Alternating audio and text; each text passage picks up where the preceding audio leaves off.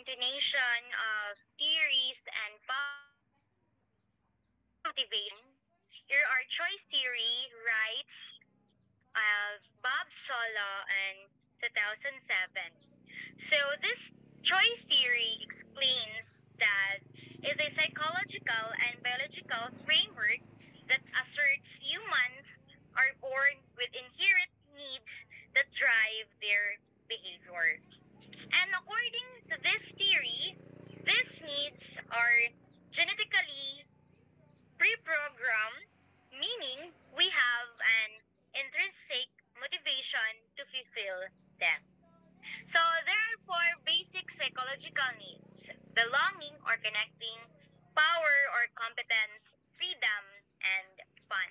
So belonging and connecting, need for relationship, social connections, and acceptance. And power or competence is desire for achievement, competence, and recognition. And freedom, it is the autonomy, independence, and control one's life. And lastly, fun, it is about enjoyment, pleasure, and recreation. Hierarchy of needs. So all students have basic needs to be met for learning to occur. The more needs that are met, the more students will learn. Maslow's hierarchy developed by Abraham Maslow in 1954 is a way of organizing the basic needs of students on different levels. Macleo 2007. So the more levels that are met, the more students will learn. Maslow hierarchy of needs apply especially to students with exceptionality because many times students with exceptionalities needs are more difficult met. And Maslow's hierarchy is directly related to learning through motivation. And in order for students to succeed in the classroom, they must be motivated to learn. When all levels of Maslow's hierarchy of needs are met, students are at their full potential for learning. Maslow 2007. So, for example, a student would not be able to enter a classroom with an empty stomach and the fear of dying from starvation and successfully learn.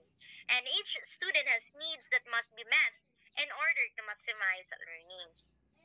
And also, students with externalities are specifically affected by Maslow's hierarchy of needs. And according to Norman Cohn, all children are children and all children need to feel a sense of belonging. Cohn 1992. So here are goal theory. Learning goals versus performance goals. So learning goals desire to acquire additional knowledge or master new skills. So example, um, a student sets a goal to improve their math skills because they want to understand the subject better and solve more complex problems. And performance goal desire to look good and receive favorable judgments from others or else look bad and receive unfavorable judgments. For example, a student aims to get the highest grade in the class to be seen as top performer and teacher praises him or her. So self-determined goals, personal relevant goals, and self-determined goals enhance a student's motivation. So for example, a student might set a goal to improve their drawing skills because they are passionate about art and want to express their creativity. And here are goal setting. As a motivational tools, goal setting is effective when the following major elements are present: goal acceptance, specificity, challenge, performance monitoring, performance feedback. So goal acceptance is an individual's commitment to achieving a set goal, which increases motivation and effort required to achieve it.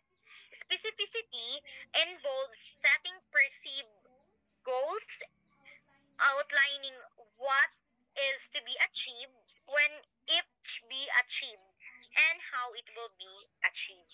And challenge refers to the level of difficulty. And performance monitoring, a process of tracking